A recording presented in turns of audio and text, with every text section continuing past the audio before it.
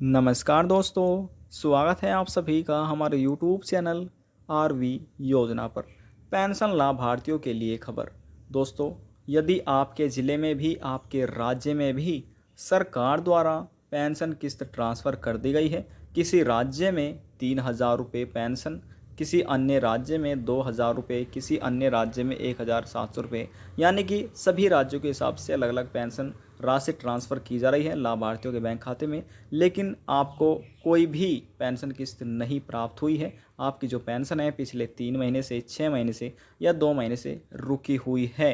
आपके ज़िले में पेंशन ट्रांसफ़र कर दी गई है, फिर भी आपको कोई लाभ नहीं मिल पाया है। ऐसे दिव्यांग, विधवा, वृद्धावस्था और कुष्ठावस्था पेंशन लाभार्थियों को कुछ महत्वपूर्ण कार्य करने होंगे, जिसे पूरा करके उनकी जो पेंशन है उनके बैंक खाते में आना शुरू हो जाएगी।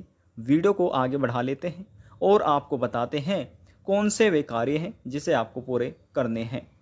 यदि आप एक पेंशन धारक हैं तो आप भली भांति जानते होंगे, केंद्र सरकार और राज्य सरकार यानी कि दोनों सरकारों को मिलाकर ही जो पेंशन लाभार्थी किसे ट्रांसफ़र की जाती है, 3,000 रुपये, 2,500 रुपये, 1,500 रुपये, 1,700 रुपये, वह मिलाकर दी जाती है। यानी कि कुछ अंशदान जो पेंशन का है वह केंद्र सरकार द्वारा दिया जाता है और कुछ अंशदान राज्य सरकार द्वारा दिया जाता है। दोनों को मिलाकर लाभार्थियों के बैंक खाते में पेंशन किस्त ट्रांसफ़र की जाती है। दोस्तों, कई राज्य ऐसे हैं, कई ज़िले ऐसे हैं जिनमें पेंशन को ट्रांसफ़र कर दिया गया है, लेकिन फिर भी पेंशन जो है लाभार्थी जो है उनको लाभ नहीं मिल पाया है। ऐसी स्थिति में दोस्तों उन्हें कुछ 2 महत्वपूर्ण कार्य करने हैं।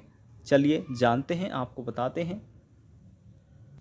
कौन से वे महत्वपूर्ण कार्य हैं जिसे पूरा करके आप पेंशन का जो लाभ है वह प्राप्त कर सकते हैं। दोस्तों, सबसे पहले तो आपको अपनी पेंशन आईडी को लॉग इन करना होगा। लॉगिन दोस्तों, आईडी लॉगिन करने के लिए आपके पास जो दस्तावेज है वह सबसे पहले आपके पेंशन रजिस्ट्रेशन संख्या की आपको आवश्यकता होगी। जो दूसरा दस्तावेज है वह आपका मोबाइल नंबर है और जो तीसरा दस्तावेज है वह आपका बैंक अकाउंट नंबर है। इन तीनों की चीज़ आपके पास होनी चाहिए तो आप अपनी पेंशन आईडी लॉगिन कर सकते हैं। यदि आपसे लॉगिन करना नहीं आता है तो आप दोस्तों नज़दीकी सीएससी सेंटर पर चले जाइएगा। दोस्तों, वैसे बहुत आसान है, हमारी जो पुरानी वीडियो है उसमें तरीका बताया गया है, वहाँ पर आप जाकर चेक कर सकते हैं कि आईडी कैसे लॉगिन की जाती है। और अपनी आईडी जैसे आप लॉगिन कर लीजिएगा तो सबसे पहले आपको चेक करना है अपना केवाईसी, क्या आपका केवाईसी पूरा हो चुका है। यदि पेंडिंग हो रहा है तो दोस्तों यह भी बड़ा कारण है पेंशन ना आने का। और दोस्तों, जिन पेंशन लाभार्थियों केवाईसी हो चुका है उनकी भी काफ़ी ज़्यादा शिकायत आ रही है कि सर हमारी जो पेंशन है वह अभी तक हमारे खाते में नहीं आ रही है। तो दोस्तों, ऐसे में आपको अपनी आईडी लॉगिन करना है। सबसे पहले आपको केवाईसी चेक करना है और जो दूसरा भाग है उसमें आपको देखना है कि आपका नाम स्पेलिंग्स मात्राओं में महिला है या पुरुष है, आपकी कैटेगरी, आपका एड्रेस क्या वह सही है, स्पेलिंग में कोई मात्रा तो नहीं है, कोई चीज़ें छूटी तो नहीं है। यदि छूटी हुई है तो आपको दोस्तों स्क्रीनशॉट ले लेना है।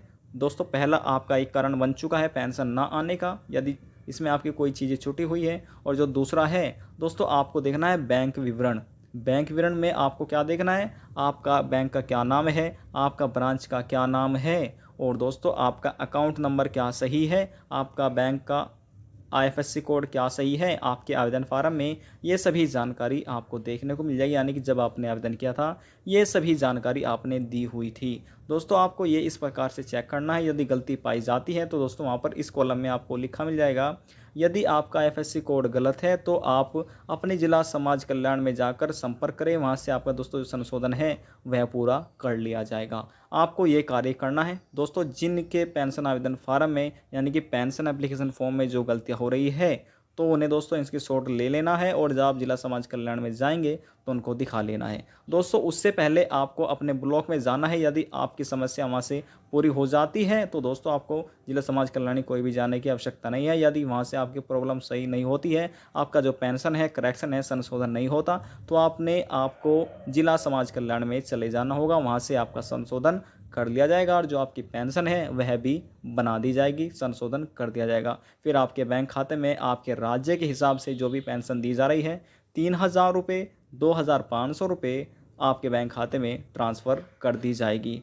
यदि जानकारी को लेकर आपके मन में कोई सवाल है, कोई डाउट है, पूछना चाहते हैं नीचे कमेंट बॉक्स में जाकर पूछ सकते हैं, सभी सवालों का जवाब आपको दे दिया जाएगा। और यदि आपको हमारी थोड़ी जानकारी थोड़ी सी पसंद आई है तो वीडियो को जरूर लाइक कर दीजिएगा। लास्ट में निवेदन यही करेंगे, चैनल को सब्सक्राइब और साथ ही बेल आइकन के बटन को प्रेस करना ना भूलें, ताकि जो हमारी वीडियो का नोटिफिकेशन है वह सबसे पहले आपको प्राप्त हो और आप सबसे पहले ही उसका लाभ उठा सके। अब हम आपसे मिलते हैं नेक्स्ट वीडियो में एक और नई जानकारी के साथ। जब तक के लिए जय हिंद, जय भारत।